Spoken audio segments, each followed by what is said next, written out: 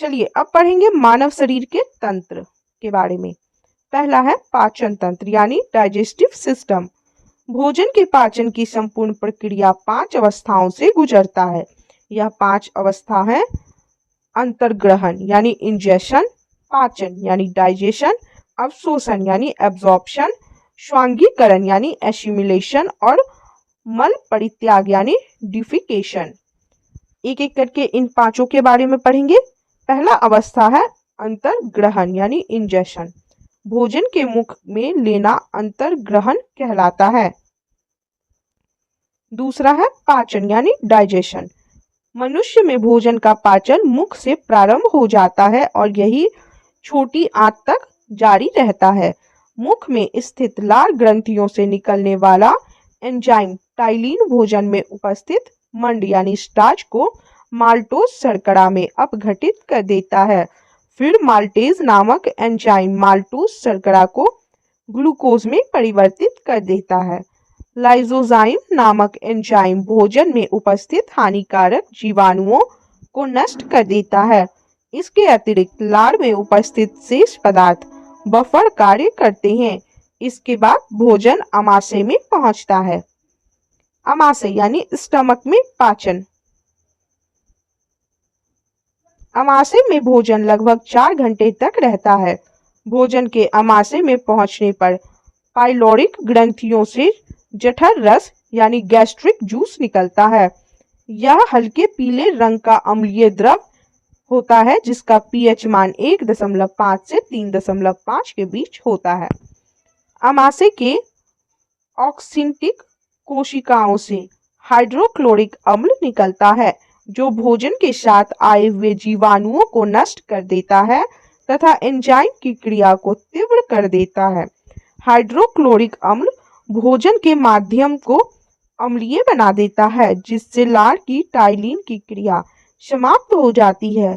आमाशय में निकलने वाले जठर रस में एंजाइम होते हैं पेप्सिन एवं रेनिन। पेप्सिन प्रोटीन को खंडित कर सरल पदार्थों पेप्टोन्स में परिवर्तित कर देता है और रेनिन दूध की घुली हुई प्रोटीन केसिनोजेन को ठोस प्रोटीन कैल्शियम पैराकेसिनेट के रूप में बदल देता है। पक्वाशय डुओडेनम में पाचन। भोजन को पक्वाशय में पहुंचते ही सर्वप्रथम इसमें यकृत यानी लीवर से निकलने वाला पित्त रस यानी बाइल डक्ट आकर मिलता है। पित्त रस क्षारीय होता है और यह भोजन को अम्लीय से क्षारीय बना देता है। यहाँ अग्न्याशय से अग्न्याशय रस आकर भोजन में मिलता है। इसमें 3 प्रकार के एंजाइम होते हैं ट्रिप्सिन, एमाइलेज और लाइपेज। ट्रिप्सिन यह प्रोटीन एवं पेप्टोन को पॉलीपेप्टाइड्स तथा एमिनो अम्ल में परिवर्तित करता है। एमाइलेज यह मांड यानी स्टार्च को घुलनशील शर्करा यानी शुगर में परिवर्तित करता है और लाइपेज यह इमल्सिफाइड वसाओं को ग्लिसरीन तथा फैटी एसिड्स में परिवर्तित करता है। छोटी आंत यानी स्मॉल इंटेस्टाइन में पाचन देखेंगे। यहाँ भोजन के पाचन की क्रिया पूर्ण होती है एवं पचे हुए भोजन का अवशोषण होता है। छोटी आंत की दीवारों से आंतरिक रस निकलता है। इनमें निम्न एंजाइम होते हैं। कौन कौन से एंजाइम होते हैं इसमें? इरेप्सिन, माल्टेज, सुक्रेज, लैक्टेज और लाइपेज। चलिए इनके बारे में देखते हैं। इरेप्सिन शेष प्रोटीन एवं पेप्टोन को एमिनो अम्ल में परिवर्तित करता है। माल्टेज यह माल्टोज को ग्लूकोज में परिवर्तित करता है। सुक्रेज सुक्रोज को ग्लूकोज एवं फ्रुक्टोज में परिवर्तित करता है। लैक्टेज यह लैक्टोज को ग्लूकोज एवं गैलेक्टोज में परिवर्तित करता है। लाइपेज यह एम्ल्सिफाइड वसाओं को ग्लिसरीन तथा फैटी एसिड्स में परिवर्तित करता है। आंतरिक रस क्षारीय होता है। स्वस्थ मनुष्य में प्रतिदिन लगभग 2 लीटर आंतरिक रस स्रावित होता है। मनुष्य या किसी भी कशेरुकी जंतु की आहार नाल एक लंबी कुंडलित नलिका होती है जो मुख से शुरू होती है और गुदा यानी एनस में समाप्त हो जाती है। मुख गुहा आहार नाल का पहला भाग है। मुख गुहा में जीभ, दांत एवं 3 जोड़ी लार ग्रंथियां पाई जाती है। जीभ यानी टंग मुख गुहा के फर्श पर स्थित एक मोटी एवं मांसल रचना होती है। जीभ के ऊपरी सतह पर कई छोटे छोटे अंकुर पैपिलिए होते हैं जिन्हें स्वाद कलियां यानी टेस्ट बड्स कहते हैं। इन्हीं स्वाद कलियों द्वारा मनुष्य को भोजन के विभिन्न स्वादों जैसे मीठा, कड़वा, खट्टा आदि का ज्ञान होता है। जीभ के अग्र भाग से मीठे स्वाद का, पश्च भाग से कड़वे स्वाद का तथा बगल के भाग से खट्टे स्वाद का आभास होता है। जीभ अपनी गति के द्वारा भोजन को निगलने में मदद करता है। दांत यानी तुत मुख गुहा के ऊपरी तथा निचले दोनों जबड़ों में दांतों की एक एक पंक्ति पाई जाती है। मनुष्य के दांत गर्त दंती, द्विवार दंती तथा विषय दंती प्रकार के होते हैं। मनुष्य के एक जबड़े में 16 दांत तथा कुल 32 दांत होते हैं। जबड़े के प्रत्येक ओर 2 कृंतक यानी इंसिजर्स, एक रदनक यानी कैनिन, 2 अग्र चवर्णक यानी प्रीमोलर्स तथा 3 चवर्णक यानी मोलर्स दांत पाए जाते हैं। मनुष्य के दांत 2 बार निकलते हैं। पहले शैशव अवस्था में 20 दांत निकलते हैं जिन्हें दूध के दांत यानी मिल्की टूथ कहते हैं। वयस्क अवस्था में 32 दांत होते हैं। मनुष्य का दंत सूत्र देखेंगे। आई यानी इंसिज 2/2, सी कैनिन 1/1, पीएम प्रीमोलर्स 2/2, मोलर्स 3/3 बराबर 8/8 इंटू 2 इक्वल टू 16/16 बराबर 32। टोटल 32 दांत वयस्क अवस्था तक आ जाते हैं।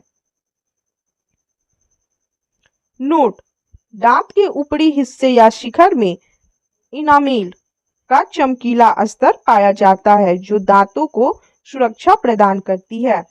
इनामेल मानव शरीर का सबसे कठोर भाग है। दांत के ऊपरी हिस्से या शिखर में इनामेल का चमकीला स्तर पाया जाता है जो दांत को सुरक्षा प्रदान करती है। इनामेल मानव शरीर का सबसे कठोर भाग है। लार ग्रंथियां यानी सैलिवरी ग्लैंड्स। मनुष्य में 3 जोड़ी लाल ग्रंथियां पाई जाती है। पहली जोड़ी लाल ग्रंथि जीवा के दोनों ओर एक एक की संख्या में उपस्थित होती है जो सबलिंगुअल ग्लैंड्स के नाम से जानी जाती है। दूसरी जोड़ी लाल ग्रंथियां निचले जबड़े के मध्य में मैजिकल अस्थि के दोनों ओर एक एक की संख्या में उपस्थित होती है जो सब मैक्सिलरी ग्लैंड्स के नाम से जानी जाती है। तीसरी जोड़ी लाल ग्रंथियां दोनों कानों के नीचे एक एक की संख्या में उपस्थित होती है जो पैरोटिड ग्लैंड्स के नाम से जानी जाती है। मनुष्य के लार यानी सलाइवा में लगभग 99% जल तथा शेष 1% एंजाइम होता है। लार में मुख्यतः 2 प्रकार के एंजाइम पाए जाते हैं, पहला टाइलिन और दूसरा लाइसोजाइम। चलिए इसके बाद अब हम लोग तीसरा पढ़ेंगे अवशोषण यानी एब्जॉर्प्शन। पचे हुए भोजन का रुधिर में पहुंचना अवशोषण कहलाता है। पचे हुए भोजन का अवशोषण छोटी आंत की रचना ऊर्ध्वाधर यानी विली के द्वारा होती है। चौथा है स्वांगीकरण एसिमिलेशन।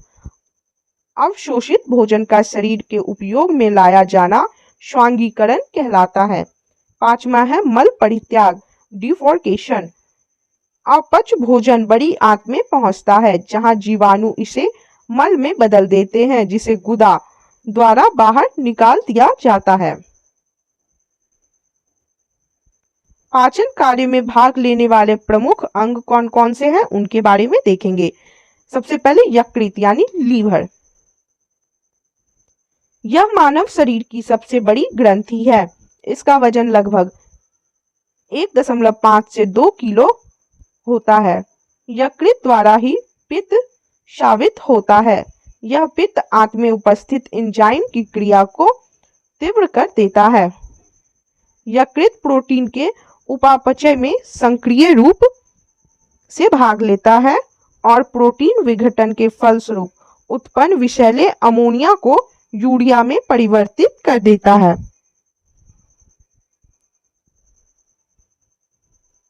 यकृत प्रोटीन की अधिकतम मात्रा को कार्बोहाइड्रेट में परिवर्तित कर देता है। कार्बोहाइड्रेट उपापचय के अंतर्गत यकृत रक्त के ग्लूकोज वाले भाग को ग्लाइकोजन में परिवर्तित कर देता है और संचित पोषक तत्वों के रूप में यकृत कोशिका हेपेटिक सेल में संचित कर लेता है। ग्लूकोज की आवश्यकता होने पर यकृत संचित ग्लाइकोजन को खंडित कर ग्लूकोज में परिवर्तित कर देता है। इस प्रकार यह रक्त में ग्लूकोज की मात्रा को नियमित बनाए रखता है। भोजन में वसा की कमी होने पर यकृत कार्बोहाइड्रेट के कुछ भाग में को वसा में परिवर्तित कर देता है। फाइब्रिनोजेन नामक प्रोटीन का उत्पादन यकृत से ही होता है, जो रक्त के थक्का बनने में मदद करता है।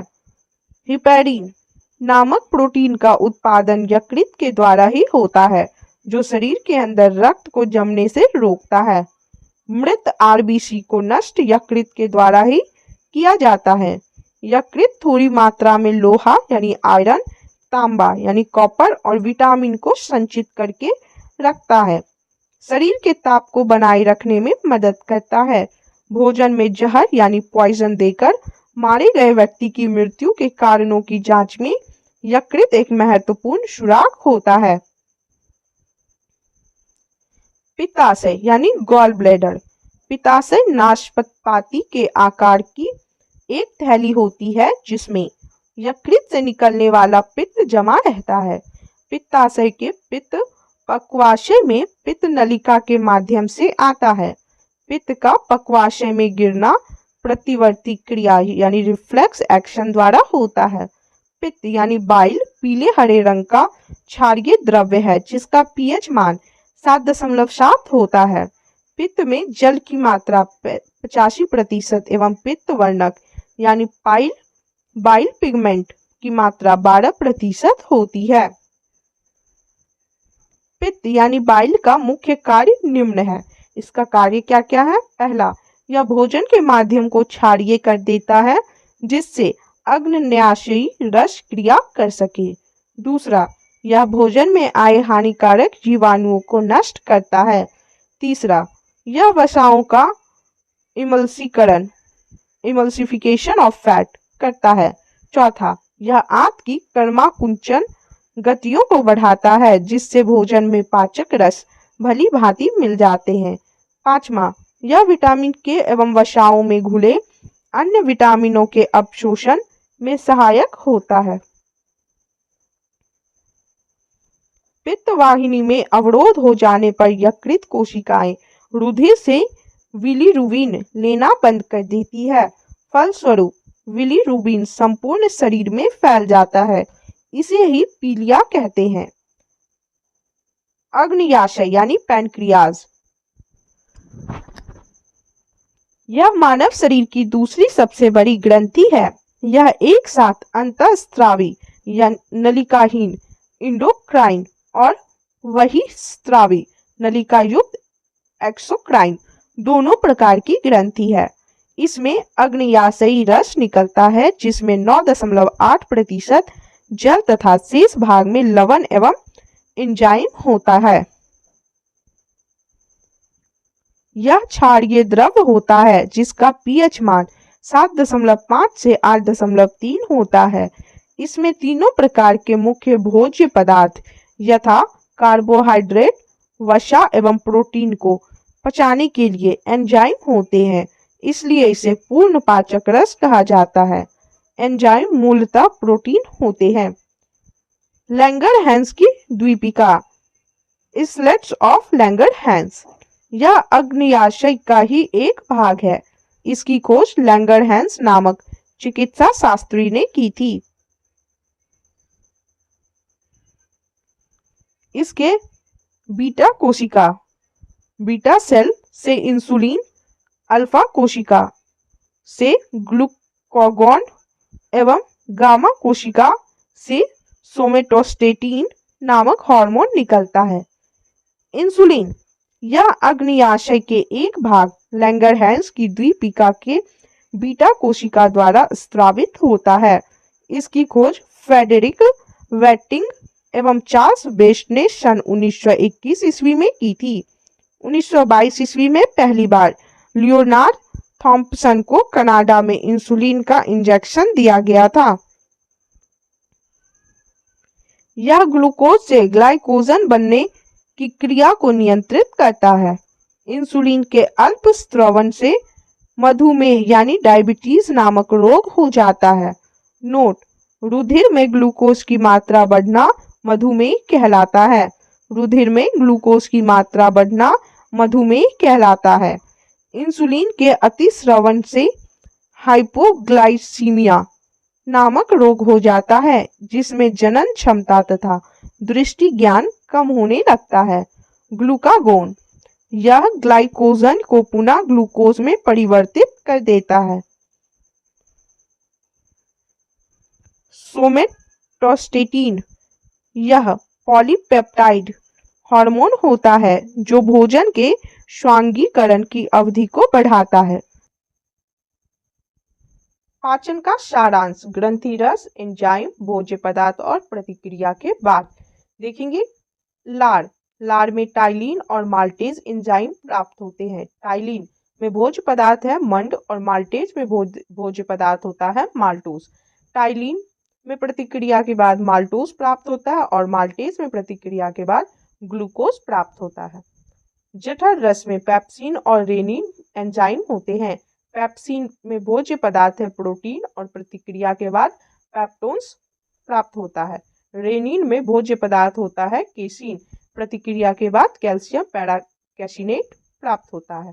अग्न्याशय रस में ट्रिप्सिन, एमाइलेज और लाइपेज एंजाइम प्राप्त होते हैं। ट्रिप्सिन में भोज्य पदार्थ होता है प्रोटीन, जिसमें प्रतिक्रिया के बाद पॉलीपेप्टाइड्स प्राप्त होते हैं। एमाइलेज में भोज्य पदार्थ होता है मंड, इसमें प्रतिक्रिया के बाद शर्करा प्राप्त होता है। और लाइपेज में भोज्य पदार्थ होता है वसा, इसमें प्रतिक्रिया के बाद वसा अम्ल व ग्लिसरॉल प्राप्त होता है।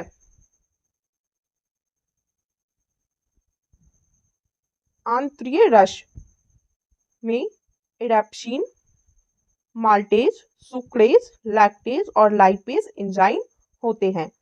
एडेप्सिन में भोज्य पदार्थ होता है प्रोटीन, इसमें प्रतिक्रिया के बाद एमिनो अम्ल प्राप्त होते हैं। माल्टेज में भोज्य पदार्थ होता है माल्टोज, इसमें प्रतिक्रिया के बाद ग्लूकोज प्राप्त होता है। सुक्रेज में भोज्य पदार्थ होता है सुक्रोज, सुक्रेज में प्रतिक्रिया के बाद ग्लूकोज व फ्रुक्टोज प्राप्त होता है। लैक्टेज में भोज्य पदार्थ होता है लैक्टोज, लैक्टेज में प्रतिक्रिया के बाद ग्लूकोज व ग्लैक्टोज प्राप्त होता है। लाइपेज में भोज्य पदार्थ होता है वसा, इसमें प्रतिक्रिया के बाद वसीय अम्ल व ग्लिसरॉल प्राप्त होता है। नोट: मानव शरीर में पुच्छ बृहदांत्र में संलग्न होता है। मानव शरीर में पुच्छ बृहदांत्र में संलग्न होता है। परिसंचरण तंत्र, सर्कुलेटरी सिस्टम। रक्त परिसंचरण की खोज सन 1628 ईस्वी में विलियम हार्वे ने की थी। इसके अंतर्गत निम्न 4 भाग है। पहला हृदय यानी हार्ट, दूसरा धमनियां यानी आर्टरीज, तीसरा शिराएं यानी वेन्स और चौथा रुधिर यानी ब्लड। हृदय हार्ट, यह हृदयावरण पेरिकार्डियम नामक थैली में सुरक्षित रहता है। इसका भार लगभग 300 ग्राम होता है। यह शरीर का सबसे व्यस्त अंग है। मनुष्य का हृदय 4 कोष्ठों यानी चैम्बर में का बना होता है। अगले भाग में एक दायां आलिंद राइट ऑरिकल एवं बायां आलिंद लेफ्ट ऑरिकल व हृदय के पिछले भाग में एक दायां निलय राइट वेंट्रिकल तथा एक बायां निलय यानी लेफ्ट वेंट्रिकल होता है। दाएं आलिंद राइट ऑरिकल एवं दाएं निलय के बीच त्रिवलनी कपाट होता है। बाएं आलिंद एवं बाएं निलय के बीच द्विवलनी कपाट होता है। शरीर से हृदय की ओर रक्त ले जाने वाली रक्त वाहिनी को शिरा कहते हैं। शिरा में अशुद्ध रक्त अर्थात कार्बन डाइऑक्साइड युक्त रक्त होता है। इसका अपवाद है पल्मोनरी शिरा। पल्मोनरी शिरा फेफड़ा से बाएं आलिंद में रक्त को पहुंचाता है। इसमें शुद्ध रक्त होता है। हृदय से शरीर की ओर रक्त ले जाने वाली रक्त वाहिनी को धमनी कहते हैं।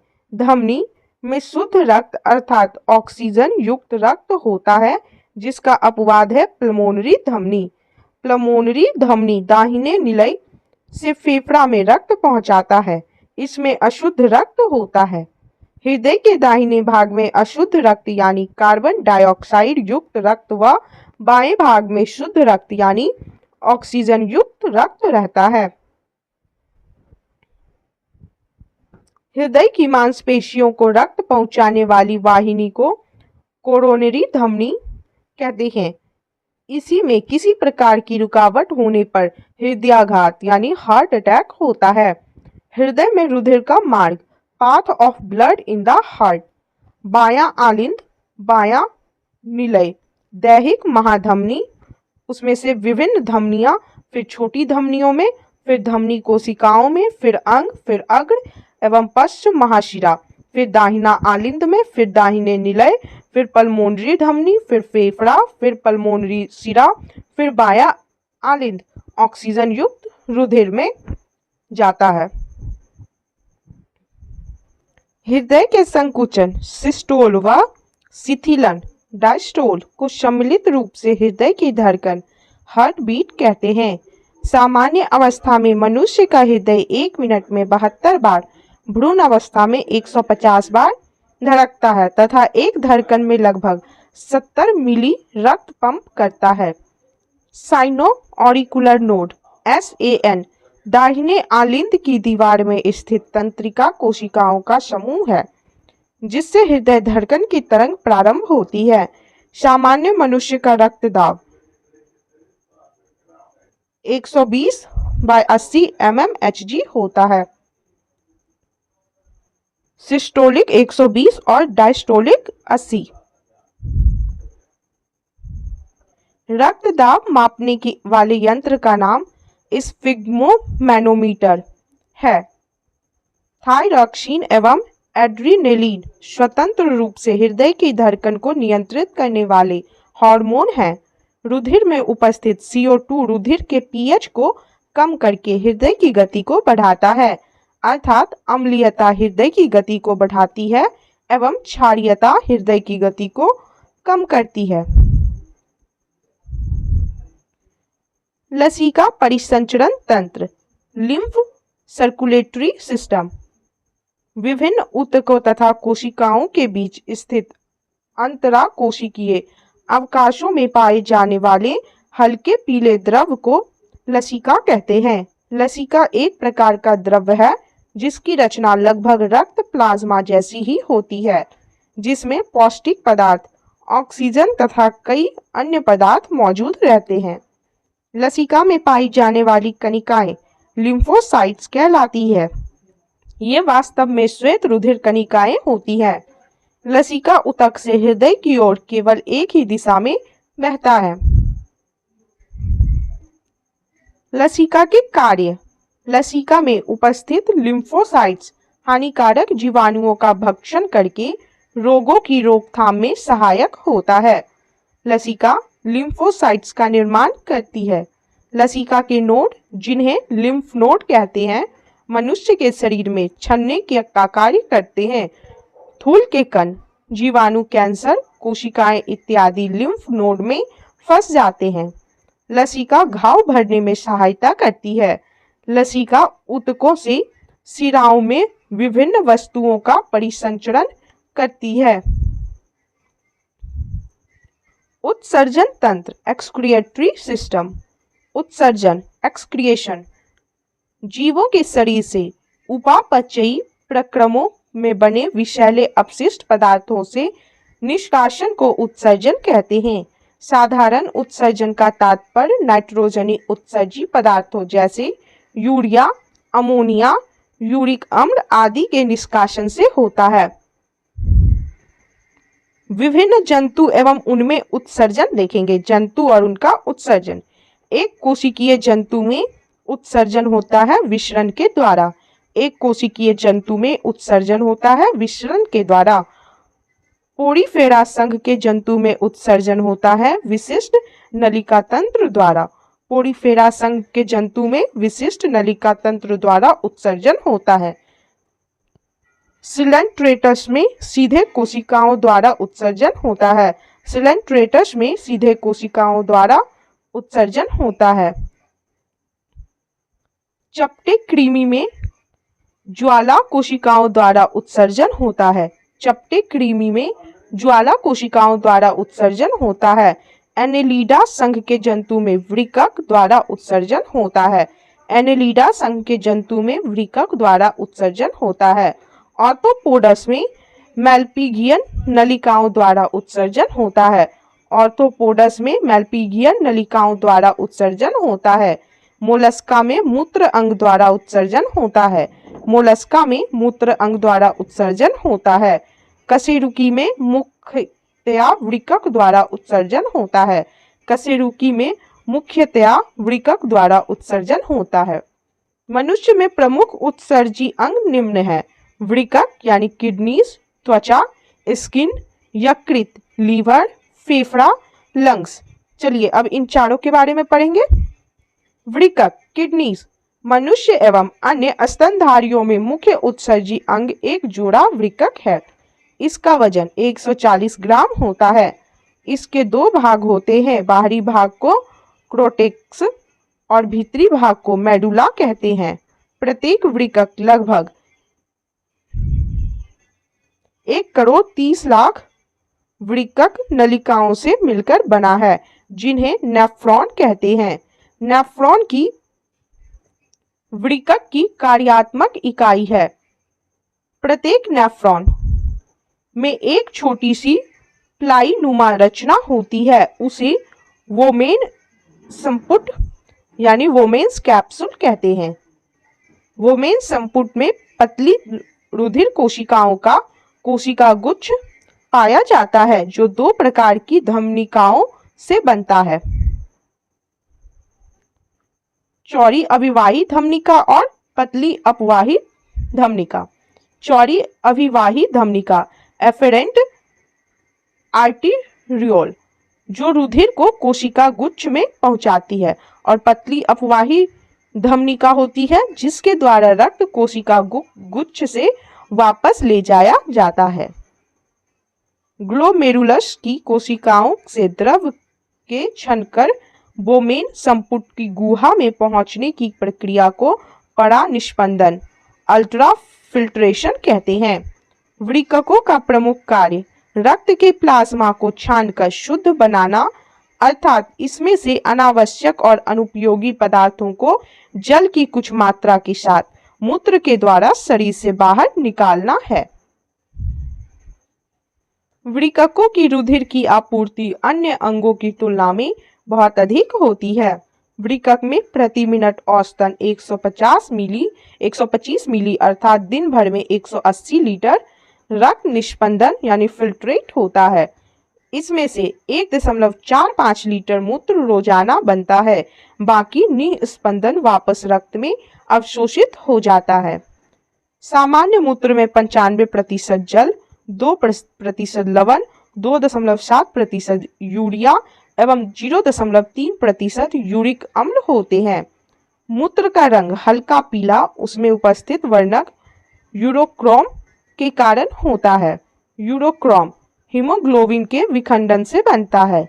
मूत्र अम्लीय होता है जिसका पीएच मान 6 होता है। वृकक के द्वारा नाइट्रोजनी पदार्थों के अलावे पेनिसिलिन और कुछ मसालों का भी उत्सर्जन होता है। वृकक में बनने वाला पथरी कैल्शियम ऑक्सलेट का बना होता है।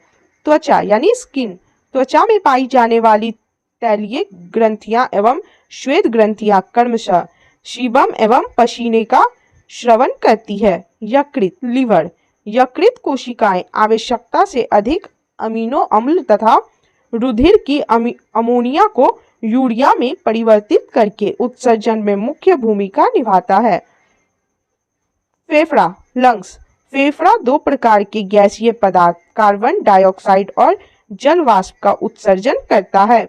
कुछ पदार्थ जैसे लहसुन, गार्लिक, प्याज, अनियन और कुछ मसाले जिसमें वाष्पशील घटक होते हैं का उत्सर्जन फेफड़ों के द्वारा ही होता है। पांचवा है तंत्रिका तंत्र, नर्वस सिस्टम। इसके अंतर्गत सारे शरीर में महीन धागे के समान तंत्रिकाएं फैली रहती है।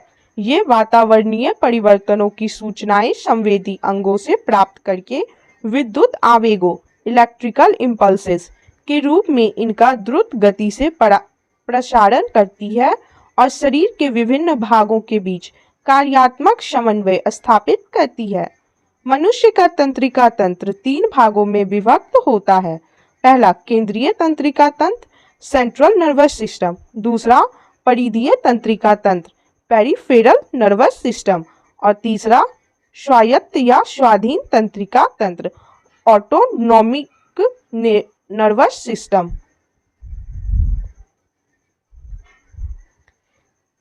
पहला देखेंगे केंद्रीय तंत्रिका तंत्र। तंत्रिका तंत्र का वह भाग जो संपूर्ण शरीर व स्वयं तंत्रिका तंत्र पर नियंत्रण रखता है केंद्रीय तंत्रिका तंत्र कहलाता है। मनुष्य का केंद्रीय तंत्रिका तंत्र 2 भागों से मिलकर बना होता है, मस्तिष्क यानी ब्रेन और मेरुरज्जु यानी स्पाइनल कॉर्ड से। मस्तिष्क ब्रेन। मनुष्य का मस्तिष्क अस्थियों के खोल क्रेनियम में बंद रहता है जो इसे बाहरी आघातों से बचाता है। मनुष्य के मस्तिष्क का वजन 1400 ग्राम होता है। सेरिब्रम के कार्य क्या होते हैं?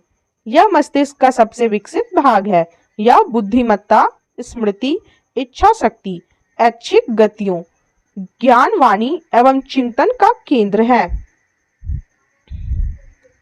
ज्ञानेंद्रियों से प्राप्त प्रेरणाओं का इसमें विश्लेषण एवं समन्वय होता है। थैलमस के कार्य क्या है? यह दर्द, ठंडा तथा गर्म को पहचानने का कार्य करता है। हाइपोथैलेमस के कार्य देखेंगे। यह संवेगात्मक क्रियाओं को नियंत्रित करता है। यह अंतःस्रावी ग्रंथियों से स्रावित होने वाले हार्मोन्स का नियंत्रण करता है। पोस्टीरियर पिट्यूटरी ग्रंथि से स्रावित होने वाले हार्मोन्स इससे स्रावित होते हैं। यह भूख, प्यास, ताप नियंत्रण, प्यार, घृणा आदि के केंद्र होते हैं। रक्त दाब, ब्लड प्रेशर, जल के उपापचय, पसीना, गुस्सा, खुशी आदि इसी के नियंत्रण में है। मस्तिष्क ब्रेन के बारे में देखेंगे। मस्तिष्क 3 भाग में होता है, अग्र मस्तिष्क, प्रोसेंसफेलॉन, मध्य मस्तिष्क और पश्च मस्तिष्क। अग्र मस्तिष्क का 2 भाग होता है, एक सेरिब्रम और एक डायएन्सिफेलॉन। डायएन्सिफेलॉन का 2 भाग होता है, थैलमस और हाइपोथैलेमस। इसके बाद मध्य मस्तिष्क देखेंगे। मध्य मस्तिष्क का 2 भाग होता है, कॉर्पोरा क्वाड्रिजेमिना और सेरिब्रल पेडिंकल। पश्च मस्तिष्क, इसका भी 2 भाग होता है, सेरिबेलम और medulla oblongata. Note: EEG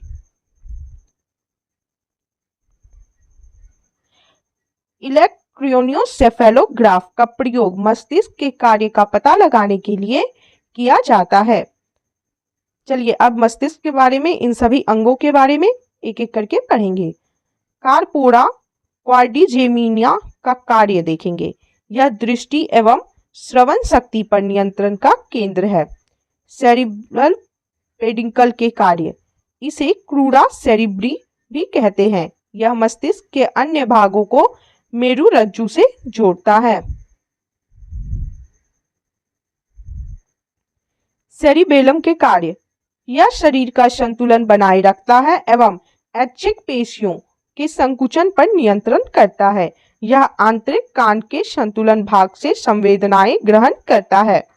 medulla oblongata, यह मस्तिष्क का सबसे पीछे का भाग होता है। इसका मुख्य कार्य उपापचय, रक्त दाब, आहार नाल के क्रमाकुंचन, ग्रंथि स्राव हृदय की धड़कनों तथा श्वसन का नियंत्रण करना है। उल्टी का नियमन केंद्र मेड्यूला ऑब्लांगेटा ही है। मेरुरज्जु स्पाइनल कोड। मेड्यूला ऑब्लांगेटा का पिछला भाग ही मेरुरज्जु बनता है।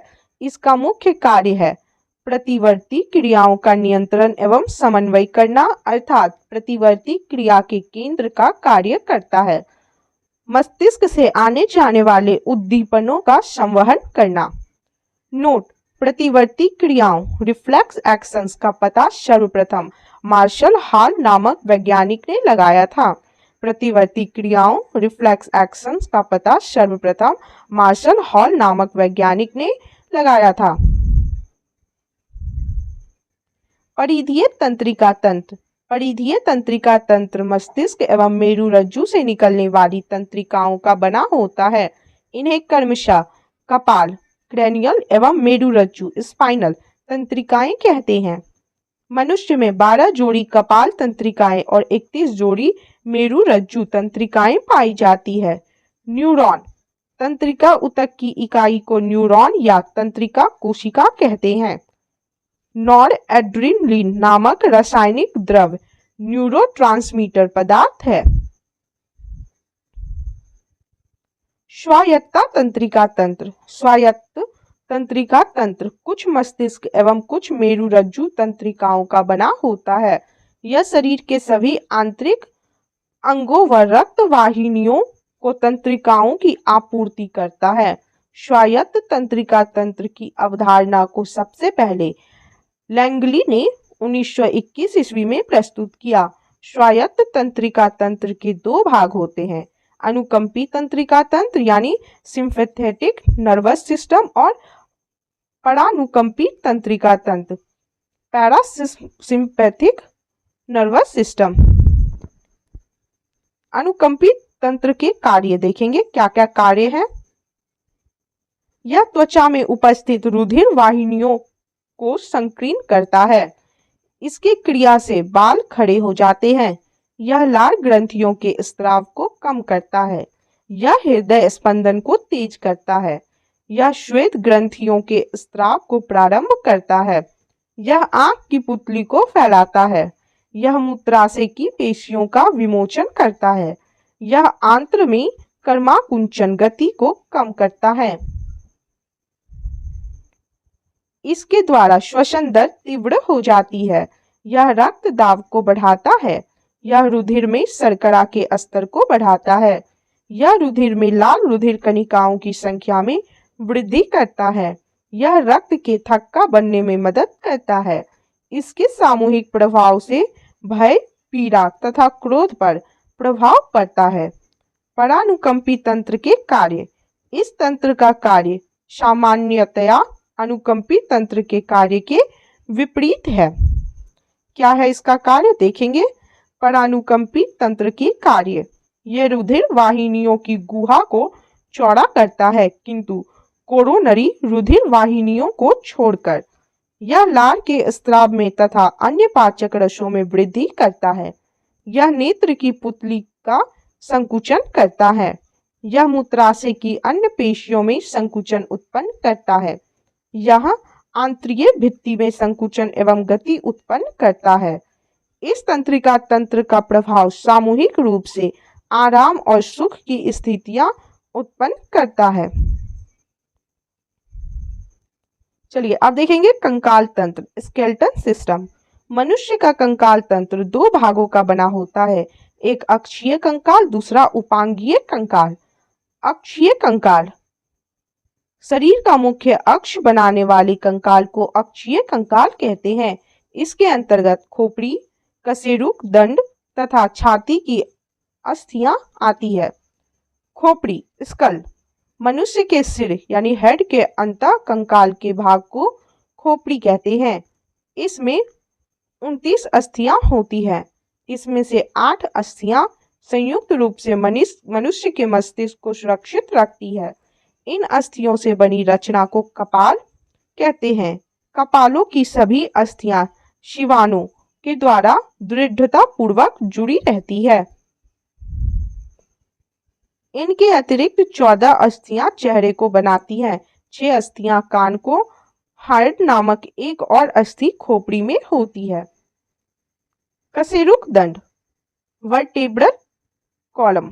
मनुष्य का कशेरुक दंड 33 कशेरुकाओं से मिलकर बना है। सभी कशेरुक उपास्थि गद्दियों के द्वारा जुड़े रहते हैं। इन गद्दियों से कशेरुक दंड लचीला रहता है। इसका पहला कशेरुक जो कि एटलस कशेरुक कहलाता है, खोपड़ी को साधे रहता है। मनुष्य के शरीर में कुल हड्डियों की संख्या होती है 206। मनुष्य के शरीर में कुल हड्डियों की संख्या है 206। बाल्यावस्था में कुल हड्डियों की संख्या होती है 208। बाल्यावस्था में कुल हड्डियों की संख्या होती है 208। सिर की कुल हड्डियों की संख्या होती है 29। सिर की कुल हड्डियों की संख्या होती है 29। कपाल की संख्या होती है 8। कपाल 8। फेशियल 14। फेशियल 14। कर्ण 6। रीढ़ की कुल हड्डियों की संख्या प्रारंभ में 33 होती है। रीढ़ की कुल हड्डियों की संख्या प्रारंभ में 33 होती है। रीढ़ की कुल हड्डियों की संख्या विकसित होने पर 26 होती है। रीढ़ की कुल हड्डियों की संख्या विकसित होने पर 26 होती है। पसलियों की कुल हड्डियों की संख्या 24 होती है। पसलियों की कुल हड्डियों की संख्या 24 होती है। कशेरुक दंड के कार्य देखेंगे। सिर को साधे रहता है। यह गर्दन तथा धड़ को आधार प्रदान करता है। यह मनुष्य को खड़े होकर चलने, खड़े होने आदि में मदद करता है। यह गर्दन व धड़ को लचक प्रदान करते हैं, जिससे मनुष्य किसी भी दिशा में अपनी गर्दन और धड़ को मोड़ने में सफल होता है। यह मेरुरज्जु को सुरक्षा प्रदान करता है। कशेरुक दंड के भाग देखेंगे।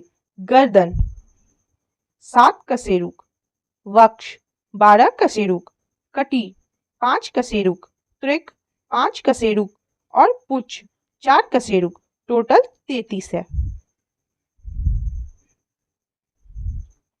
उपांगीय कंकाल, एपेंडिकुलर स्केलेटन, इसके निम्न भाग हैं।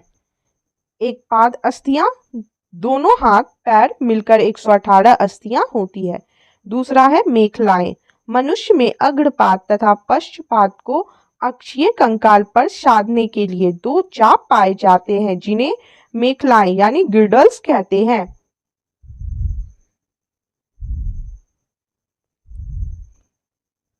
अग्रपाद की मेखला को अंश मेखला तथा पश्चपाद की मेखला को श्रेणी मेखला पेल्विक ग्रिडल कहते हैं।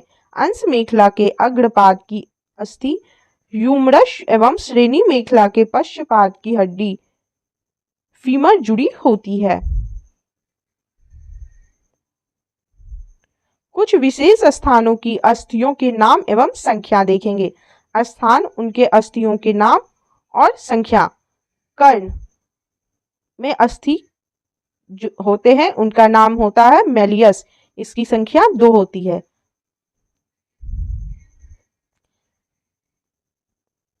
कर्ण अस्थियों में मेलियस होती है जिसकी संख्या 2 होती है। एंकस की संख्या 2 होती है और स्टेपस की संख्या भी 2 होती है। ऊपरी बाहु में अस्थि का नाम ह्यूमरस होता है जिसकी संख्या 2 होती है। ऊपरी बाहु में जो अस्थि होती है उसका नाम ह्यूमरस होता है जिसकी संख्या 2 होती है। अग्रबाहु में रेडियो अल्ना होता है जिसकी संख्या 2 होती है। अग्रबाहु में रेडियो अल्ना होता है, संख्या 2 होती है। कलाई में कार्पल्स होती है जिसकी संख्या 16 होती है। कलाई के अस्थि को कार्पल्स कहते हैं जिसकी संख्या 16 होती है। हथेली के अस्थि को मेटाकार्पल्स कहते हैं जिसकी संख्या 10 होती है। हथेली के अस्थि को मेटाकार्पल्स कहते हैं जिसकी संख्या 10 होती है। अंगुलियां में अस्थि होती है उसे फैलेंजेस कहते हैं जिसकी संख्या 28 होती है। अंगुलियों की अस्थियों के को फैलेंजेस कहते हैं जिसकी संख्या 28 होती है। जांघ की अस्थि को फीमर कहते हैं जिसकी संख्या 2 होती है। जांघ के अस्थि को फीमर कहते हैं जिसकी संख्या 2 होती है। पिंडली के अस्थि को टिबियो और फिबुला कहते हैं जिसकी संख्या 2 होती है। पिंडली के अस्थि को टिबियो फिबुला कहते हैं जिसकी संख्या 4 होती है। घुटना के अस्थियों को पटीला कहते हैं जिसकी संख्या 2 होती है। घुटना के अस्थियों को पटीला कहते हैं जिसकी संख्या 2 होती है। टखना के अस्थियों को टार्शल कहते हैं जिसकी संख्या 14 होती है। टखना के अस्थियों को टार्शल कहते हैं जिसकी संख्या 14 होती है। तलवा में अस्थि होता है मेटाटार्सल्स जिसकी संख्या 10 होती है। तलवा के अस्थि को मेटाटार्सल्स कहते हैं जिसकी संख्या 10 होती है। अब देखेंगे कंकाल तंत्र के कार्य क्या क्या होते हैं। शरीर को निश्चित आकार प्रदान करना, शरीर के कोमल अंगों को सुरक्षा प्रदान करना, पेशियों को जुड़ने का आधार प्रदान करना, श्वसन एवं पोषण में सहायता प्रदान करना, लाल रक्त कणिकाओं का निर्माण करना। जांघ की हड्डी फीमर शरीर की सबसे बड़ी हड्डी होती है। कान की हड्डी स्टेप्स शरीर की सबसे छोटी हड्डी होती है। मांसपेशी एवं अस्थि को जोड़कर टेंडन कहते हैं। अस्थि के जोड़ को लिगामेंटस कहते हैं। अंतःस्रावी तंत्र इंडोक्राइन सिस्टम वही स्रावी ग्रंथियां एक्सोक्राइन ग्लैंड्स या नलिका युक्त डक्ट ग्लैंड्स होती है। इससे एंजाइम का स्राव होता है जैसे दुग्ध ग्रंथि, श्वेत ग्रंथि, अश्रु ग्रंथि, श्लेष्म ग्रंथि, लार ग्रंथि आदि। अंतःस्रावी ग्रंथि इंडोक्राइन ग्लैंड या नलिका विहीनी डक्टलेस ग्रंथि होती है। इससे हार्मोन का स्राव होता है। यह हार्मोन रक्त प्लाज्मा के द्वारा शरीर के विभिन्न भागों में पहुंचाया जाता है जैसे पीयूष ग्रंथि, अवटु ग्रंथि, थायराइड ग्लैंड्स, परा अवटु ग्रंथि, पैराथायराइड ग्लैंड्स आदि। मुख्य अंतःस्रावी ग्रंथि एवं उनसे उत्पन्न हार्मोन के कार्य एवं प्रभाव। पीयूष ग्रंथि पिट्यूटरी ग्लैंड यह कपाल की स्फेनाइड हड्डी में स्थित होती है। इसको सेल टर्शिका कहते हैं। इसका भार लगभग 0.6 ग्राम होता है। इसे मास्टर ग्रंथि के रूप में भी जाना जाता है।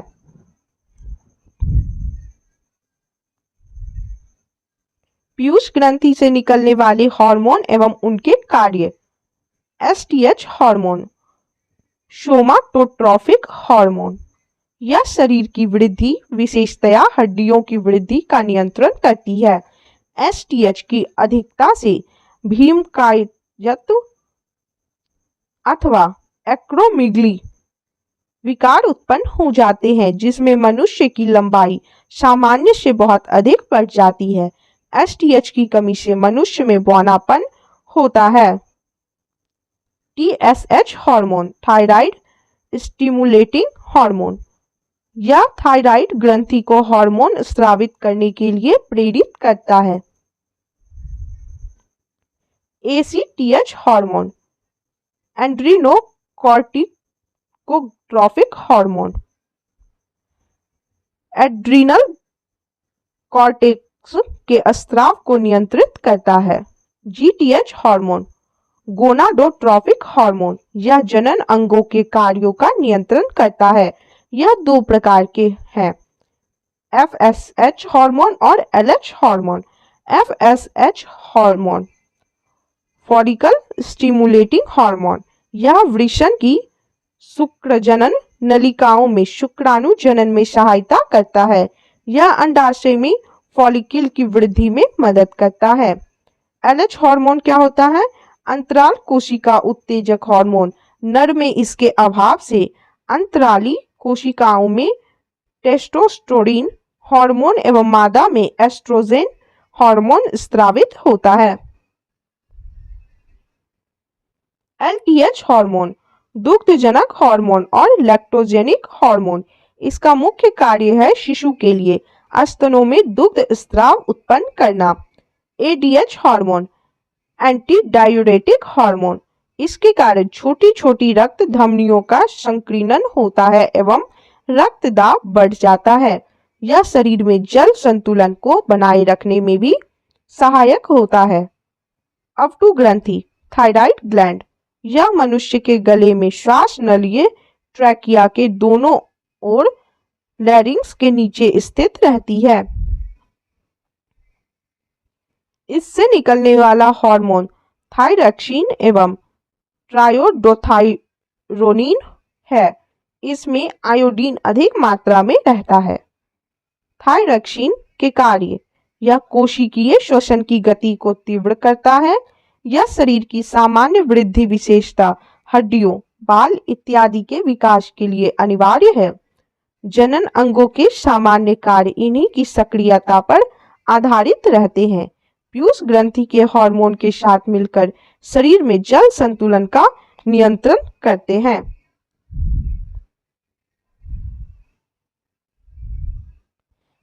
थायरॉक्सिन की कमी से होने वाला रोग, जड़ मानवता। यह रोग बच्चों में होता है।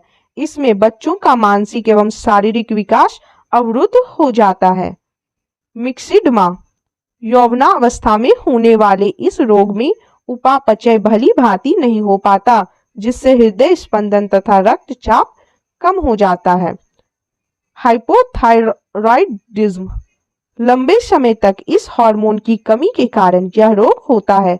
इस रोग के कारण सामान्य जनन कार्य संभव नहीं हो पाता। कभी कभी इस रोग के कारण मनुष्य गूंगा एवं बहरा हो जाता है। घेंगा, ग्वाइटर, भोजन में आयोडीन की कमी से यह रोग उत्पन्न हो जाता है। इस रोग में थायराइड ग्रंथि के आकार में बहुत वृद्धि हो जाती है। थायरॉक्सिन के आधिक्य से होने वाला रोग, टॉक्सिक ग्वाइटर। इसमें हृदय गति तीव्र हो जाता है, रक्तचाप बढ़ जाता है, श्वसन दर तीव्र हो जाती है। एक्सोपैथेलीमिया, इस रोग में आंख फूलकर नेत्रकोटर से बाहर निकल आती है। पराअपटु ग्रंथि, पैराथायराइड ग्लैंड। यह गला में अपटु ग्रंथि थायराइड ग्लैंड के ठीक पीछे स्थित होता है। इससे दो हार्मोन स्रावित होते हैं, पैराथायराइड हार्मोन और कैल्सिटोनिन। पैराथायराइड हार्मोन, यह हार्मोन तब स्रावित होता है जब रुधिर में कैल्शियम की कमी हो जाती है। कैल्सिटोनिन, जब रुधिर में कैल्शियम की मात्रा अधिक होती है तब यह हार्मोन मुक्त होता है, अर्थात पराअपटु ग्रंथि से निकलने वाले हार्मोन रुधिर में कैल्शियम की मात्रा को नियंत्रण करता है। थाइमस ग्रंथि, यह अंतःस्रावी ग्रंथि वक्षीय गुहा में उरोस्थित के पीछे श्वास प्रणाली ट्रैकिया के विभाजन के स्तर पर स्थिर एक लिम्फॉइड अंग है। इसमें दो खंड होते हैं जो संयोजी ऊतक की एक परत से आपस में जुड़े होते हैं। इसमें बाहर की ओर कॉर्टेक्स होता है जिसमें अनगिनत संख्या में लिम्फोसाइट्स मौजूद होती है तथा अंदर मेड्यूला होता है। मेड्यूला में लिम्फोसाइट्स की संख्या कुछ कम रहती है एवं कोशिकाओं के गुच्छे, जिसे थाइमिक या हैसल्स कोशिकाएं कहते हैं, भी रहते हैं। यह ग्रंथि उम्र के अनुसार अलग अलग आकार की होती है। जब तक बच्चे की उम्र 2 वर्ष की नहीं हो जाती तब तक यह बढ़ती रहती है और इसके बाद यह सिकुड़ती जाती है। इसलिए वयस्क होने पर यह सिर्फ तंतुमय अवशेष की अवस्था में पाई जाती है। थाइमस ग्रंथि के थाइमोसिन नामक पेप्टाइड हार्मोन का स्राव होता है जो मुख्य रूप से टी कोशिकाओं का निर्माण करती है। यह कोशिकाएं शरीर की रोग प्रतिरोधी क्षमता बनाए रखने में खास भूमिका अदा करती है। यानी थाइमस ग्रंथि प्रतिरक्षा तंत्र के विकास में महत्वपूर्ण भूमिका निभाती है। इस ग्रंथि से स्रावित होने वाले स्राव का प्रभाव जनन इंद्रियों के विकास एवं यौवन के आरंभ पर पड़ता है। हड्डियों के विकास होने तक या उनके विकास पर नियंत्रण रखती है। अधिवृक्क ग्रंथि, एड्रिनल ग्लैंड। यह वृक्क के ऊपर स्थित होती है। इसका मुख्य कार्य तनाव की स्थिति में हार्मोन निकालना है। अधिवृक्क ग्रंथि से निकलने वाले हार्मोन को लड़ो एवं उड़ो फाइट एंड फ्लाइट हार्मोन कहा जाता है। इस ग्रंथि के दो भाग होते हैं। पहला बाहरी भाग कार्टेक्स तथा अंदरूनी भाग मेडुला। कार्टेक्स से निकलने वाला हार्मोन एवं कार्य ग्लूकोकार्टिकॉइड्स। ये कार्बोहाइड्रेट, प्रोटीन एवं वसा उपापचय को नियंत्रित करता है। मिनरलोकार्टिकॉइड्स। इसका मुख्य कार्य वृक्क नलिकाओं द्वारा लवण के पुनः अवशोषण एवं शरीर में अन्य लवणों की मात्राओं का नियंत्रण करना है। लिंग हार्मोन। यह बाह्य लिंगों बालों के आने का प्रतिमान एवं यौन आचरण की नियंत्रित करते हैं। नोट: कार्टेक्स जीवन में नितांत आवश्यक है। यदि यह शरीर से बिल्कुल निकाल दिया जाए तो मनुष्य केवल 1 या 2 सप्ताह ही जीवित रह सकेगा। इसमें विकृति हो जाने पर उपापचयी प्रक्रमों में गड़बड़ी उत्पन्न हो जाती है। इस रोग को एडिशन रोग कहते हैं। मेडुला। मेडुला द्वारा स्रावित हार्मोन एपिनेफ्रिन या एड्रेनलिन और नॉरएपिनेफ्रिन या नॉरएड्रेनलिन दोनों एमिनो अम्ल है। इन्हें सम्मिलित रूप में कैटेकॉलमिनस कहते हैं। एड्रेनलिन और नॉरएड्रेनलिन किसी भी प्रकार के दबाव या आपातकालीन स्थिति में अधिकता में तेजी से स्रावित होते हैं। इसी कारण ये आपातकालीन हार्मोन या युद्ध हार्मोन या फ्लाइट हार्मोन कहलाते हैं। ये हार्मोन सक्रियता, आंखों की पुतलियों का फैलाव, रोंगटे खड़े होना, पसीना आदि को बढ़ाते हैं। दोनों हार्मोन हृदय की धड़कन, हृदय संकुचन की क्षमता और श्वसन दर को बढ़ाते हैं। इसके कारण रक्त में ग्लूकोज का स्तर बढ़ जाता है। ये लिपिड एवं प्रोटीन के विखंडन को भी प्रेरित करते हैं। एपिनेफ्रिन हृदय स्पंदन एकाएक रुक जाने पर उसे पुनः चालू करने में सहायक होता है। उत्तेजना के समय एड्रेनलिन हार्मोन अधिक मात्रा में उत्सर्जित होता है। क्रोध, भय एवं खतरे के समय सक्रिय होता है। जनन ग्रंथि गोनैड्स, अंडाशय ओवरी, इससे निम्न हार्मोन का स्राव होता है। पहला एस्ट्रोजन, यह अंडवाहिनी के परिवर्धन को पूर्ण करता है। दूसरा प्रोजेस्टेरॉन, यह एस्ट्रोजन से सहयोग कर स्तन वृद्धि करने में सहायता करता है।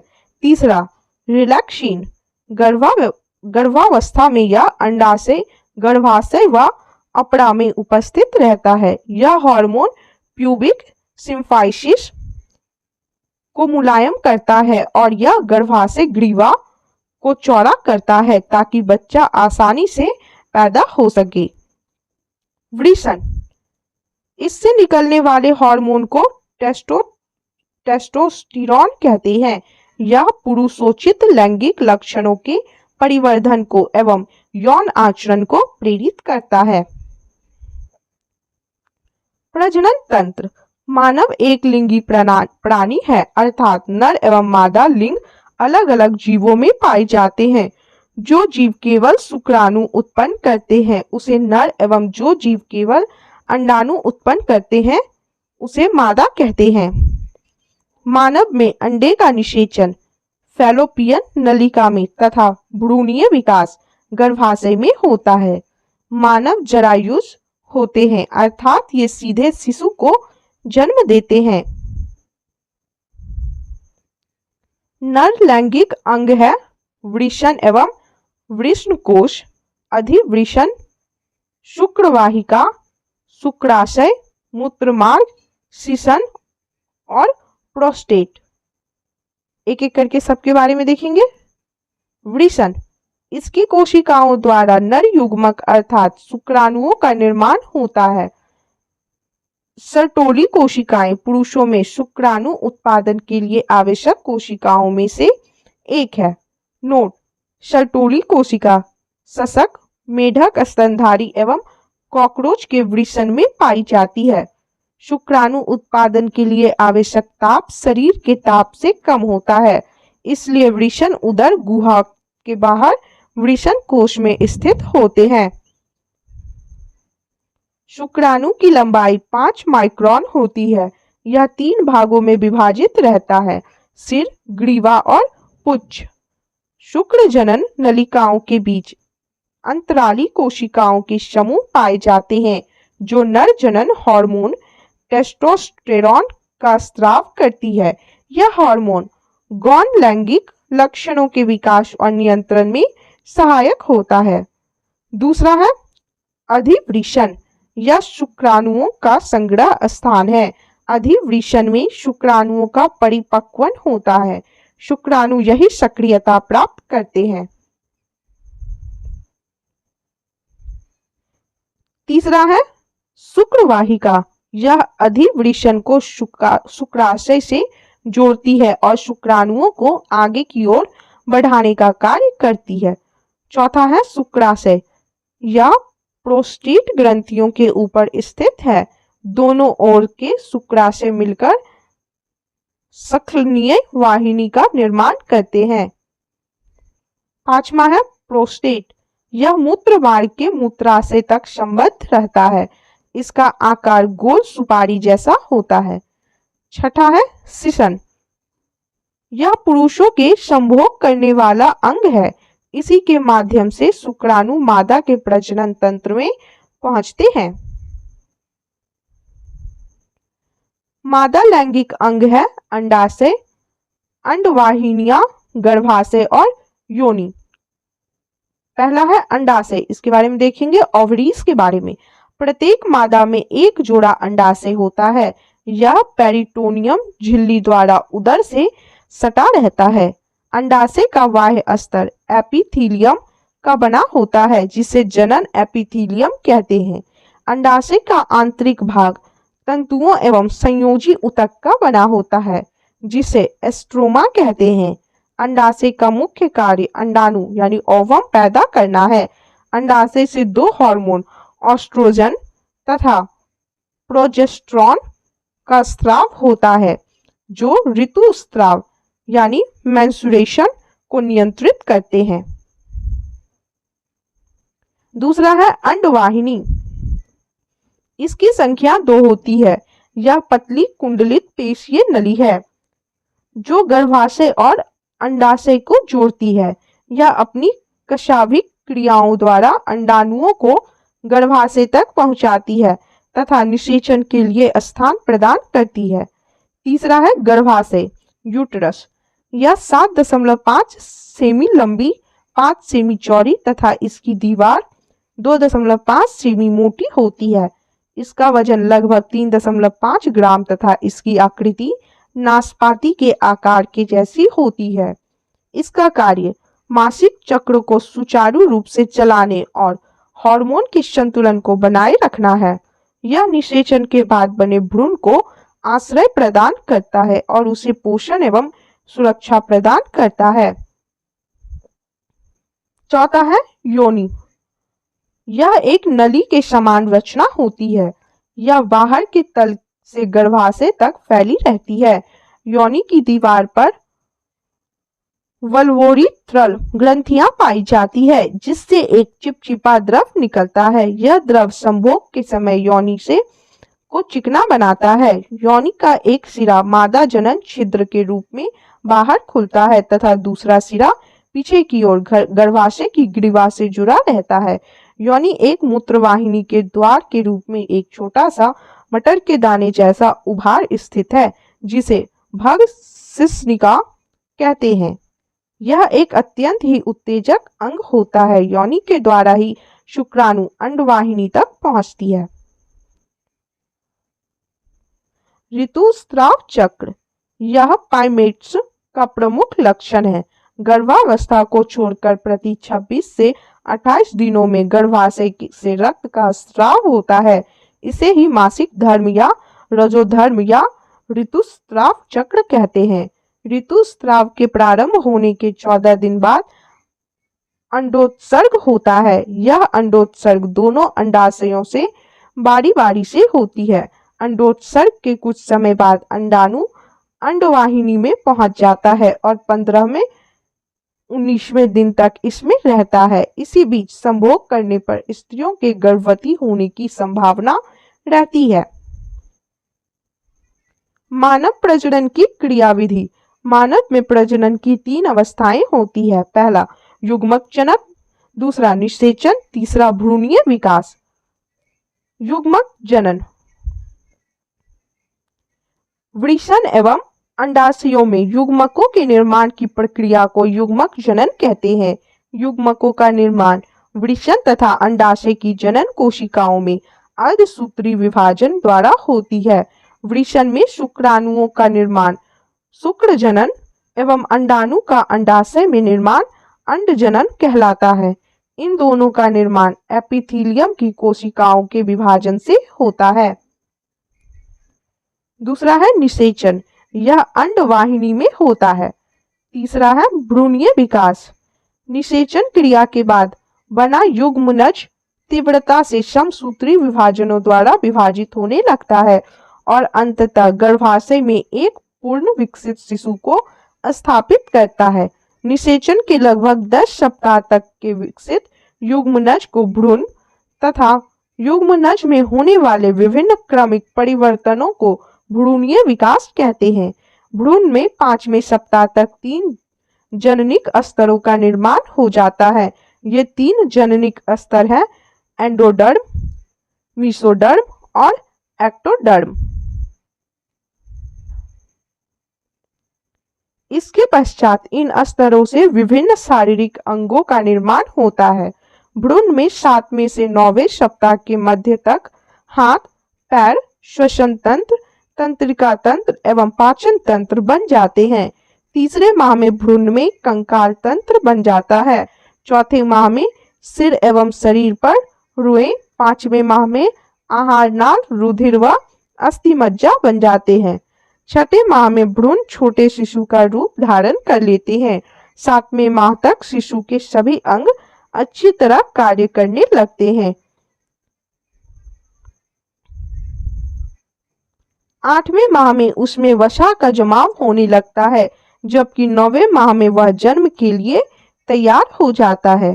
भ्रूण का पोषण जरायु, एमनियन एवं अपरा द्वारा होता है। मनुष्य में गर्भाधान काल 280 दिनों का होता है। इसके पश्चात प्रसव द्वारा शिशु मादा के शरीर के बाहर आ जाता है। महत्वपूर्ण तथ्य देखेंगे। यौवनारंभ। मनुष्य के जीवन काल में जब उसमें जनन क्षमता आरंभ होती है, वह समय यौवनारंभ कहलाता है। जनन की क्षमता स्त्रियों में सामान्यतः 12 से 16 वर्ष की उम्र में प्रारंभ होती है, जबकि 40 से 50 वर्ष की आयु में समाप्त हो जाती है। पुरुषों में भी यौवनारंभ प्रायः 12 से 16 वर्ष की उम्र में होती है, जबकि 50 वर्ष की उम्र के बाद धीरे धीरे जनन क्षमता घटती जाती है। इसके बाद है गौण लैंगिक लक्षण। यौवनारंभ के समय मनुष्य के शरीर में अनेक प्रकार के परिवर्तन होते हैं तथा अनेक ऐसे परिवर्तन होते हैं जो मादा को नर से विभेदित करते हैं। इन लक्षणों को गौण लैंगिक लक्षण कहते हैं। मेनार्की। लड़कियों में मासिक चक्र का प्रथम बार प्रारंभ होना 12 से 13 वर्ष की उम्र में मेनार्की कहलाता है। रजोनिवृत्ति। स्त्रियों में 40 से 50 वर्ष की उम्र के पश्चात ऋतुस्राव नहीं होता है, इसे ही रजनोवृत्ति कहते हैं। अंडोत्सर्ग। अंडाशय द्वारा अंडाणु की निर्मुक्ति को अंडोत्सर्ग कहते हैं। जरायु। गर्भ की सबसे बाहरी झिल्ली को जरायु कहते हैं। अंकुर। जरायु से अंगुलियों के आकार के अनेक प्रवृद्ध निकलते हैं, जिन्हें अंकुर कहते हैं। अपरा। अंकुर को गर्भाशय कोशिकीय परत के संपर्क क्षेत्र को अपरा कहते हैं। नाभि रज्जु गर्भ अपड़ा से एक मजबूत डोरी जैसी रचना से जुड़ा रहता है जिसे नाभि रज्जु कहते हैं। यह माता और गर्भ के बीच संपर्क अंग का कार्य करता है। युग्मनज निषेचित अंडाणु को युग्मनज कहा जाता है। कृत्रिम व्रियसेचन जब शुक्राणु मादा की योनि में कृत्रिम विधि द्वारा स्थानांतरित किए जाते हैं तो इस क्रिया को कृत्रिम व्रियसेचन कहते हैं। आंतरिक निषेचन उच्च स्तनधारियों में निषेचन की क्रिया मादा के शरीर के अंदर होती है। इस प्रकार के निषेचन को आंतरिक निषेचन कहते हैं। व्रियसेचन मैथुन के समय नर के सिसन द्वारा मादा की योनि में व्रिय जमा करना व्रियसेचन या इंसेमिनेशन कहलाता है। इसके बाद है श्वसन तंत्र यानी रेस्पिरेटरी सिस्टम। मनुष्य के श्वसन तंत्र का सबसे महत्वपूर्ण अंग फेफड़ा या फुसफुस यानी लंग्स होता है, जहां पर गैसों का आदान प्रदान होता है, इसलिए इसे फुसफुसीय श्वसन भी कहते हैं। श्वसन तंत्र के अंतर्गत वे सभी अंग आते हैं जिनसे होकर वायु का आदान प्रदान होता है, जैसे नासामार्ग, ग्रसनी, लैरिंक्स या स्वर यंत्र, ट्रैकिया, ब्रोंकाई, ब्रोंकियोल्स तथा फेफड़े आदि।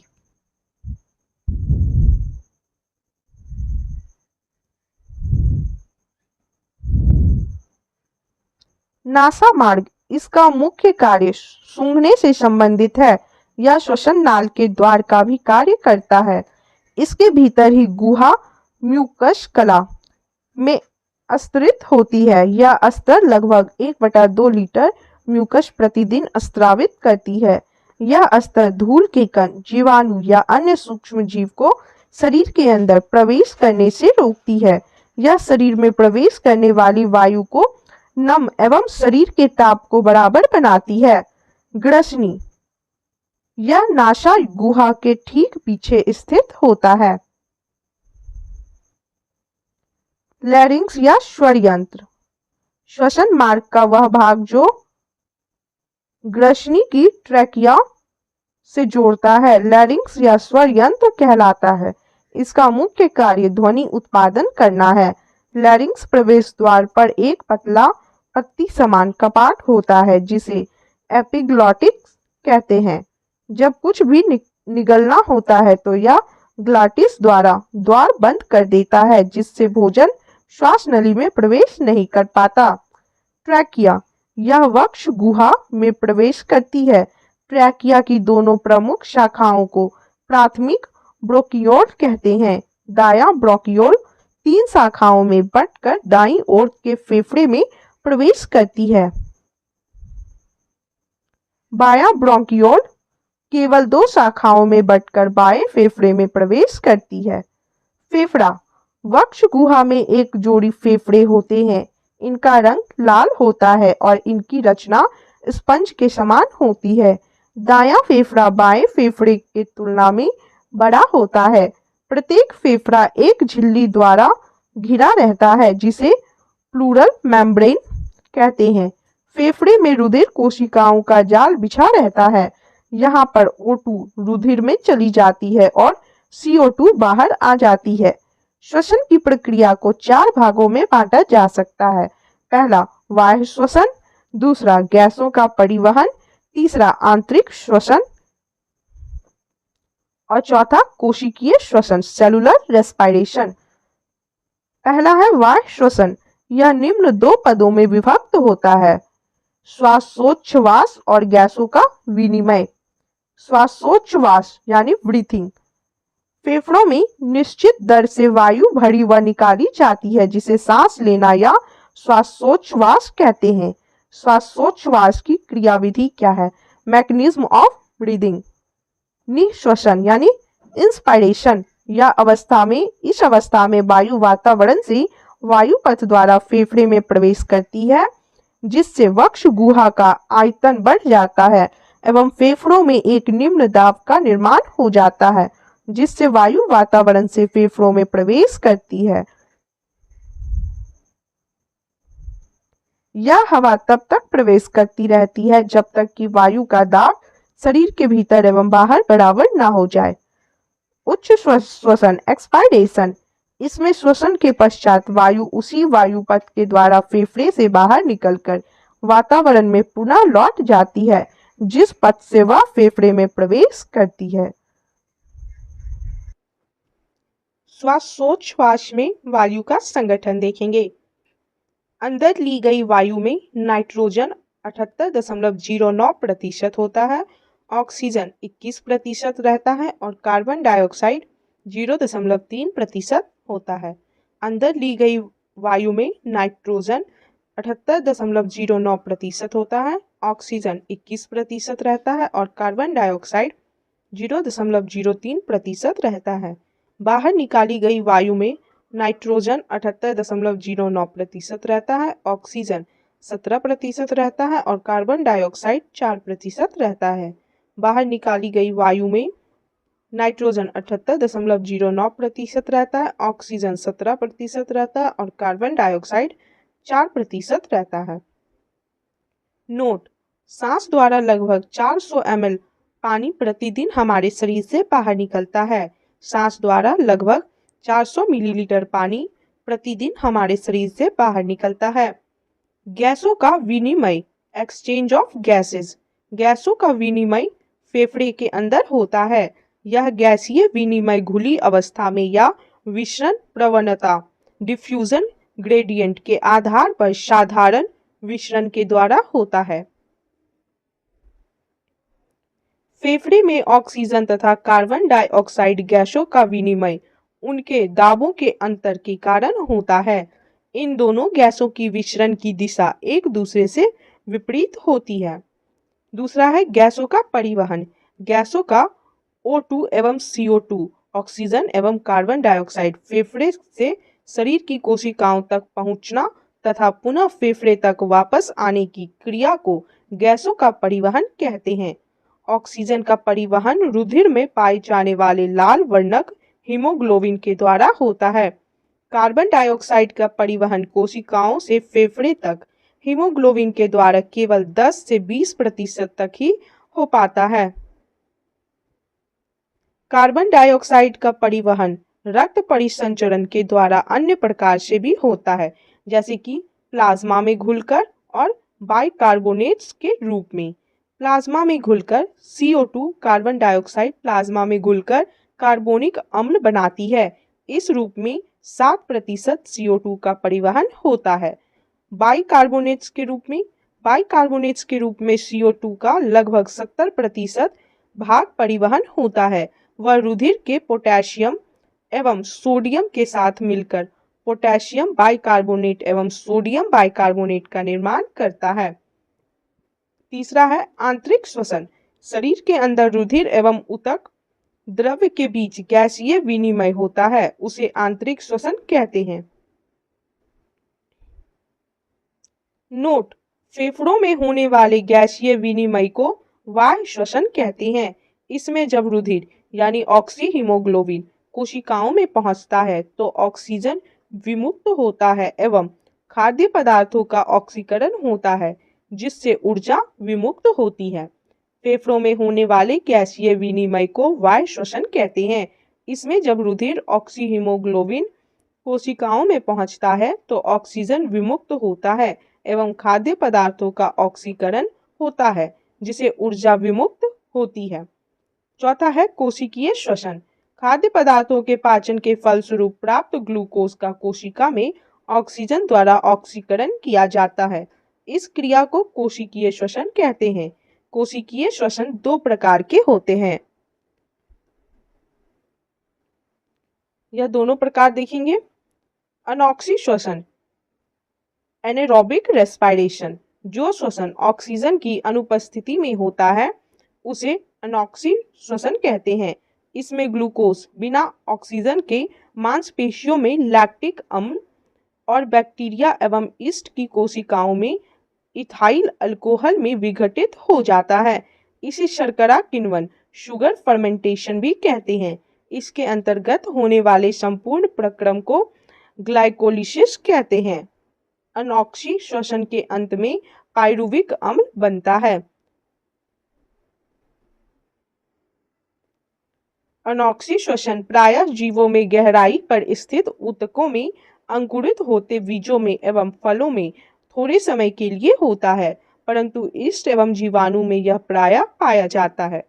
दूसरा है ऑक्सी श्वसन, एरोबिक रेस्पिरेशन। यह ऑक्सीजन की उपस्थिति में होती है। इसमें श्वसनीय पदार्थ का पूरा ऑक्सीकरण होता है, जिसके फलस्वरूप CO2 एवं H2O कार्बन डाइऑक्साइड और वाटर बनते हैं तथा काफी मात्रा में ऊर्जा विमुक्त होती है। C6H12O6 ग्लूकोज प्लस 6O2 मिलकर होता है 6CO2 plus 6H2O plus 2830 kilo joule ऊर्जा। नोट: श्वसन एक अपचयी क्रिया कैटाबॉलिक प्रोसेस है। इससे शरीर के भार में भी कमी होती है। श्वसन का नियंत्रण मस्तिष्क के मेडुला ऑब्लांगेटा भाग में से किया जाता है। श्वसन एक अपचयी क्रिया है। इससे शरीर के भार में भी कमी होती है। श्वसन का नियंत्रण मस्तिष्क के मेडुला ऑब्लांगेटा भाग से किया जाता है। कोशिकीय श्वसन में होने वाली जटिल प्रक्रिया को दो भागों में बांटा गया है। पहला, ग्लाइकोलिसिस। इसका अध्ययन सर्वप्रथम एम्बडेन मेयरहॉफ पार्सन ने किया था, इसलिए इसे EMP पथ भी कहते हैं। इसको अनॉक्सी श्वसन, एनएरोबिक रेस्पिरेशन या शर्करा किण्वन, शुगर फर्मेंटेशन भी कहा जाता है। इसमें ऑक्सीजन की अनुपस्थिति में ऊर्जा मुक्त होती है। यह अवस्था ऑक्सी यानी एरोबिक एवं अनॉक्सी एनएरोबिक दोनों प्रकार के श्वसन में उपस्थित रहती है। यह ग्लूकोज अणु का ग्लाइकोलिसिस में विघटन के फलस्वरूप पाइरुविक अम्ल के दो अणु बनते हैं। इस प्रक्रिया को आरंभ में दो अणु ATP व्यय होते हैं, किंतु प्रक्रिया के अंत में 4 अणु ATP प्राप्त होते हैं। अतः ग्लाइकोलिसिस के फलस्वरूप 2 अणु ATP प्राप्त होते हैं, अर्थात 16,000 कैलोरी 2 गुने 8,000 ऊर्जा प्राप्त होती है। ग्लाइकोलिसिस में ऑक्सीजन की आवश्यकता नहीं होती, अतः यह प्रक्रिया अनॉक्सी श्वसन एवं ऑक्सी श्वसन में एक समान होती है। इसमें हाइड्रोजन के 4 परमाणु बनते हैं, जो NAD को 2NADH2 में बदलने में काम आता है। दूसरा है क्रेब्स चक्र, क्रेब्स साइकिल। इसका वर्णन हैंस क्रैब ने सन 1937 ईस्वी में किया। इसको साइट्रिक अम्ल चक्र या ट्राइकार्बोक्सिलिक चक्र भी कहा जाता है। यह माइटोकॉन्ड्रिया के अंदर विशेष एंजाइम की उपस्थिति में ही संपन्न होता है। ADP के 2 अणु ATP के 2 अणु बनते हैं। इस चक्र में हाइड्रोजन के 2 परमाणु 5 बार मुक्त होते हैं। पूरे चक्र 2 अणु पाइरुविक अम्ल के होते हैं, अतः कुल 6 अणु कार्बन डाइऑक्साइड के बनते हैं। हमारे तंत्र में अधिकतम ATP अणुओं का निर्माण क्रेब्स चक्र के दौरान होता है। ऊर्जा का उत्पादन, प्रोडक्शन ऑफ एनर्जी। पाइरुविक अम्ल के अणु के ऑक्सीकरण से ATP का एक अणु 5 अणु NADH के व एक अणु FADH2 का बनता है। NADH के एक अणु से 3 अणु ATP के व FADH2 के एक अणु से ATP के 2 अणु प्राप्त होते हैं। इस प्रकार पाइरुविक अम्ल के एक अणु से 1 प्लस 3 गुने 5 प्लस 2 गुने 1 यानी टोटल 18 अणु ATP के बनते हैं। ग्लूकोज के एक अणु से 2 पाइरुविक अम्ल के अणु बनते हैं, जिससे 36 अणु ATP से प्राप्त होते हैं। ग्लाइकोलिसिस के दौरान भी 2 ATP अणुओं का लाभ होता है। अतः ग्लूकोज के एक अणु के श्वसन की कुल 2 + 36 यानी कुल 38 ATP अणु प्राप्त होते हैं। श्वसनीय पदार्थ, कार्बोहाइड्रेट, वसा एवं प्रोटीन प्रमुख श्वसनीय पदार्थ हैं। सबसे पहले कार्बोहाइड्रेट का श्वसन होता है, इसके बाद वसा का। कार्बोहाइड्रेट एवं वसा का भंडार समाप्त होने के बाद ही प्रोटीन का श्वसन होता है।